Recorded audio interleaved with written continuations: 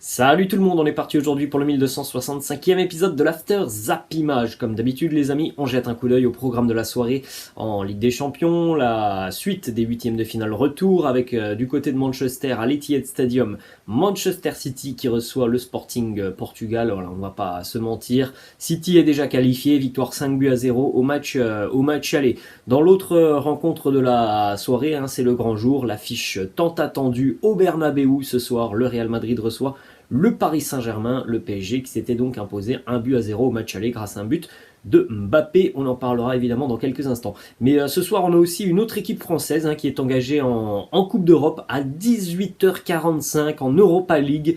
L'Olympique Lyonnais sera du côté du Portugal pour aller affronter le FC Porto, donc un gros morceau évidemment pour l'OL. Le FC Porto toujours invaincu d'ailleurs en championnat portugais, c'est quand même assez dingue. On était au mois de mars et Porto n'a toujours pas perdu un match en championnat. Donc vraiment une affiche assez délicate pour l'OL du côté de Porto. Petite déclaration de Peter Bosz, l'entraîneur lyonnais, qui nous dit: on n'a pas beaucoup marqué ces derniers temps, mais dans le football, ça peut changer très vite. On a marqué 4 fois lors du dernier match. On est plus solide en défense. Évidemment, pour l'OL, il faut absolument un résultat positif ce soir du côté de Porto, qui reste l'une des bêtes noires de l'Olympique Lyonnais en Coupe d'Europe. C'est l'une des équipes où l'OL a eu le plus de difficultés dans son histoire face au FC Porto. En général, ça se passe souvent mal pour l'Olympique Lyonnais. On leur souhaite le meilleur ce soir.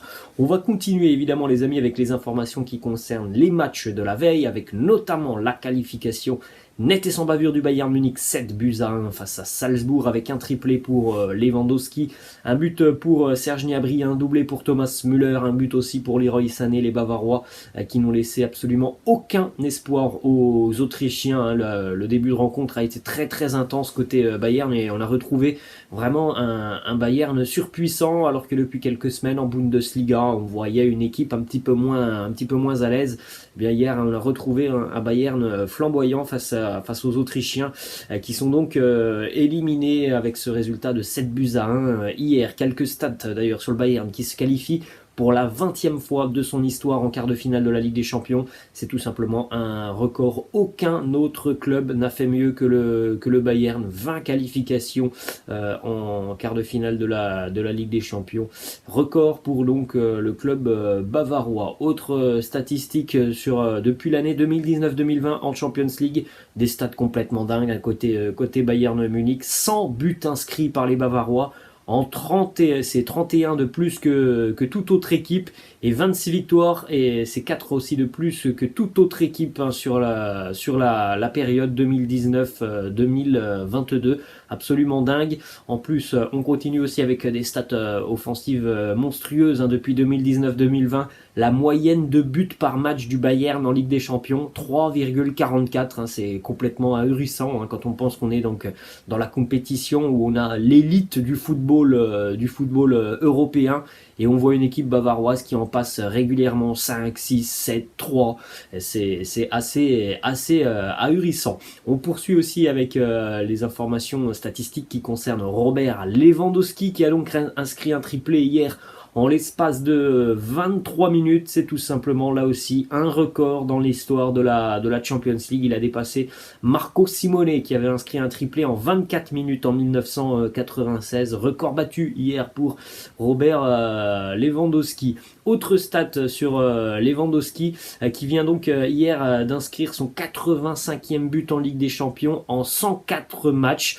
Il est là aussi le joueur le plus rapide à atteindre donc la barre des 85 buts en 104 matchs joués. Il devance maintenant Lionel Messi, qui a mis 107 matchs pour atteindre donc cette barre symbolique de 85 buts. Des statistiques complètement dingues du côté du Bayern. Autre stat en ce qui concerne Robert Lewandowski, qui enchaîne une 7e saison consécutive avec plus de 40 buts par saison. Il en est à 42 cette saison. Le record pour Robert Lewandowski, c'est 55 sur l'année 2019-2020. On peut raisonnablement penser que Lewandowski va peut-être battre ce record de 55 buts encore une année, exceptionnel pour l'attaquant polonais. Ensuite, on a une petite déclaration de Lucas Hernandez. Lucas Hernandez qui nous dit: on n'était pas dans une bonne période en ce moment, mais on a montré ce qu'on veut. Il y a eu beaucoup de critiques, mais dans le vestiaire, on est confiant, on est toujours vivant, on est là, on est le Bayern Munich, évidemment les amis. Oui, il va encore falloir une nouvelle fois compter sur le Bayern cette saison en Ligue des Champions avec des statistiques monstrueuses. Stat aussi pour Thomas Müller hier, il a trouvé 2 fois le chemin des filets. Il a devancé hier Thierry Henry au classement des meilleurs buteurs dans l'histoire de la Ligue des Champions. Il est maintenant, Thomas Müller, le 7e meilleur buteur de l'histoire de la Ligue des Champions avec 51 buts. Voilà, le Bayern assez incroyable hier face à Salzbourg, alors que qu'on les voyait un petit peu en difficulté depuis quelques semaines. Ils ont répondu d'une bien belle manière sur le terrain. Autre résultat hier en Ligue des Champions, la victoire de l'Inter Milan, 1-0 du côté de Liverpool. Malheureusement pour les interistes, ça ne sera pas suffisant puisque l'Inter avait été battu 2-0 à Giuseppe Meazza il y a 3 semaines maintenant. Donc l'Inter est éliminé de la Ligue des Champions. But hier de Lautaro Martinez, très joli but pour Lautaro Martinez. Malheureusement 2 minutes après l'ouverture du score qui intervient donc à l'heure de jeu. Et les interistes vont être réduits à 10 pour un vilain geste de Alexis Sanchez. Vous avez les images juste à côté de moi. Ce tacle d'Alexis Sanchez sur le mollet de Thiago Alcantara, évidemment carton rouge pour Alexis Sanchez, et c'est bien dommage parce qu'on aurait certainement pu voir un match beaucoup plus enlevé sur la dernière demi-heure.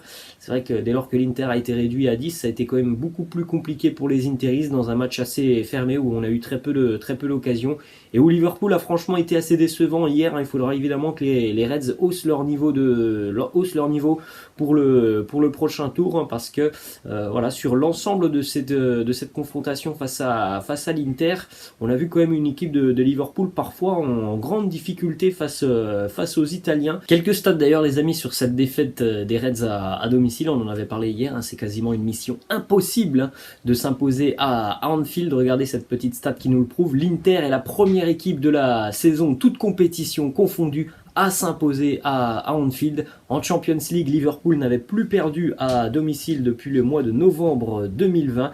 Et puis en ce qui concerne donc toute compétition confondue, Liverpool n'avait plus perdu à domicile depuis quasiment un an jour pour jour, le 7 mars 2021 en Première Ligue. C'était face à Fulham, donc un joli exploit réalisé hier par les hommes de Inzaghi.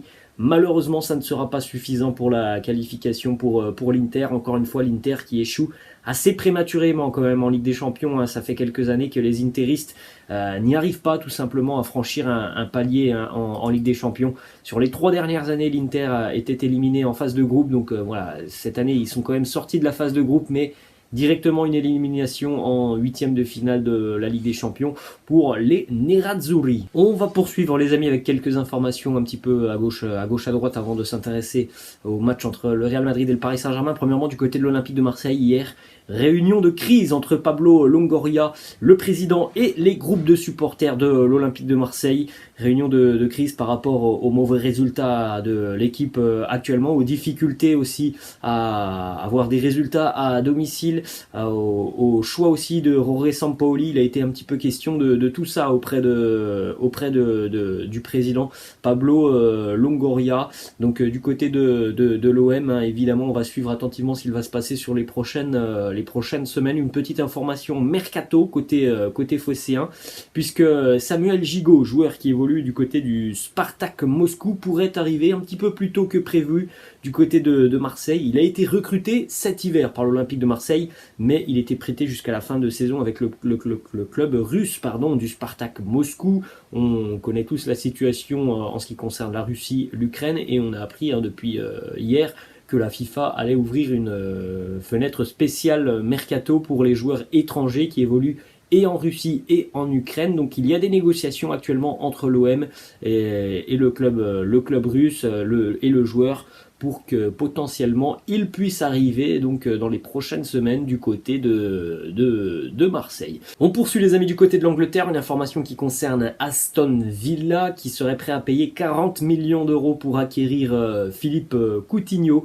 La décision finale sera prise au mois de mai du côté de Villa et de Steven Gerrard. On est évidemment ravis des prestations de l'international brésilien qui a beaucoup apporté aux Villains et qui sont très à l'aise depuis quelques semaines maintenant. Donc du côté de Villa, on est prêt à acquérir définitivement Philippe Coutinho. On va poursuivre évidemment les amis avec des informations donc, qui concernent ce match entre le Real Madrid et le Paris Saint-Germain. Premièrement, la une du quotidien L'équipe juste à côté de moi. Real PSG, le retour du génie Kylian Mbappé, donc présent au Bernabeu ce soir. Déjà première information en ce qui concerne Kylian Mbappé, il s'est entraîné normalement hier sur la pelouse du Bernabeu. Il affichait d'ailleurs un très large sourire Kylian Mbappé, donc il y a très peu de doute, normalement Kylian Mbappé sera titulaire ce soir face au Madrid. Là, une déclaration de Mauricio Pochettino qui a annoncé que Mbappé était très serein, il n'y a pas de souci côté parisien. On a parlé, il est bien au moment du coup, évidemment il a crié de douleur, il a eu mal, il pouvait marcher tranquillement 2 heures après. J'espère qu'il pourra bien s'entraîner. Donc voilà, il s'est bien entraîné hier, Kylian Mbappé. Donc normalement, il n'y aura pas de souci, il n'y aura pas de mauvaise surprise. Mbappé sera présent et titulaire ce soir du côté du Bernabeu. On continue les amis avec le groupe parisien. Donc pour ce déplacement, il y a 2 absents côté parisien pour ce déplacement du côté de Madrid. Sergio Ramos, on était au courant. Et puis Ander Herrera, on a vu un petit problème, je crois, une infection au niveau de l'œil pour Ander Herrera. Donc voilà les 2 gros absents du groupe parisien ce soir, donc du côté du Bernabeu. On va continuer aussi les amis avec des déclarations en ce qui concerne Neymar qui était aussi en conférence de presse hier. Neymar qui a répondu aux questions des journalistes sur le fait d'avoir une équipe qui est parfois déséquilibrée du côté de Paris entre l'attaque et la défense. Voilà ce qu'en pense Neymar. Il nous dit « Je ne suis pas d'accord avec vous. Si on compare avec les autres équipes, on joue ensemble, on attaque ensemble, on défend ensemble. On a fait un très bon match à l'aller. On verra demain soir si vous avez la même opinion. » En tout cas, ce que l'on sait, c'est que le Paris Saint-Germain est capable de faire ce genre de match où c'est un bloc très, très compact. Après, on le sait aussi, le PSG est capable d'avoir parfois des lignes un petit peu trop espacées. Espérons pour le Paris Saint-Germain ce soir que ce sera la première option. Il faut absolument un groupe compact ce soir du côté du Bernabeu. Autre déclaration de Neymar sur la finale qui se jouera donc cette année au Stade de France. Et évidemment, du côté du Paris Saint-Germain, c'est une source de motivation supplémentaire. Il nous dit « C'est incroyable, quand on a appris la nouvelle, cela nous a encore plus motivés de vouloir participer à cette finale. Mais ça commence donc demain du côté de Madrid. » On jette un coup d'œil maintenant les amis à ces statistiques assez intéressantes sur Kylian Mbappé à l'extérieur en Ligue des Champions. C'est un homme qui est très à l'aise, puisqu'il marque beaucoup plus à l'extérieur qu'à domicile. Regardez les buts inscrits par Mbappé à l'extérieur en Ligue des Champions. Il en a marqué notamment face au Bayern, face au Barça, face à City, face à Dortmund, face à Liverpool, face au Real Madrid. Donc c'est vraiment un joueur qui sait se montrer hyper décisif à l'extérieur. Il en est de même aussi en ce qui concerne les passes décisives. On continue les amis par contre là avec une statistique beaucoup moins réjouissante pour le Paris Saint-Germain cette saison à l'extérieur. En Ligue des Champions, c'est aucune victoire pour le PSG à l'extérieur. Alors bon, vous allez me dire, il n'y a pas besoin de gagner ce soir pour le Paris Saint-Germain pour se qualifier. C'est totalement vrai. Mais bon, ce sont quand même des statistiques qui prouvent que le PSG est une équipe qui ne voyage pas forcément très très bien. Aucune victoire, 2 nuls et 1 défaite en Ligue des Champions. Et en Ligue 1, c'est un petit peu la même chose face aux équipes du top 10 de la Ligue 1. Le PSG compte une seule victoire, c'était à Lille il y a quelques semaines avec ce résultat de 5 buts à 1. On poursuit toujours du côté de Paris, mais cette fois-ci ça concerne plutôt le mercato, puisque l'agence qui gère les intérêts d'André Di Maria a commencé à proposer les services du joueur à plusieurs équipes en Europe, dont notamment l'Atlético, le Barça ou encore la Juventus. Malheureusement pour André Di Maria, on a bien l'impression qu'il n'y aura pas de prolongation de contrat pour lui, et que ça sera la fin de l'aventure pour Di Maria Maria avec le Paris Saint-Germain. Du côté du PSG, info qui est sortie hier par Foot Mercato, le PSG songe à recruter Riyad Mahrez pour remplacer André Di Maria. Riyad Mahrez sera en fin de contrat avec les Citizens en 2023. On va poursuivre les amis avec quelques petites informations du côté du Real Madrid. Premièrement, regardez déjà le petit tifo qui est réservé donc à l'entrée des joueurs madrilènes. Nous sommes les rois d'Europe. Voilà ce que l'on devrait voir donc ce soir du côté du Bernabéu. Ensuite, on continue avec des informations sur le groupe madrilène et l'entraînement de la veille notamment du côté madrilène. Tout le monde a participé à l'entraînement hier côté madrilène. Toni Kroos s'est entraîné avec le groupe et Toni Kroos est donc à la disponibilité de son entraîneur pour débuter ce soir face au Paris Saint-Germain. Après, voilà, ça sera le choix de Carlo Ancelotti d'aligner un joueur qui revient peut-être un petit peu trop tôt de blessure ou de pourquoi pas choisir l'option Eduardo Camavinga. Ensuite, on a une déclaration de Vinicius qui nous parle des progrès qu'il a réalisés notamment avec le management de Carlo Ancelotti. Vinicius qui nous dit: je ne pensais pas que c'était possible de combiner ma vitesse et le fait de jouer calmement.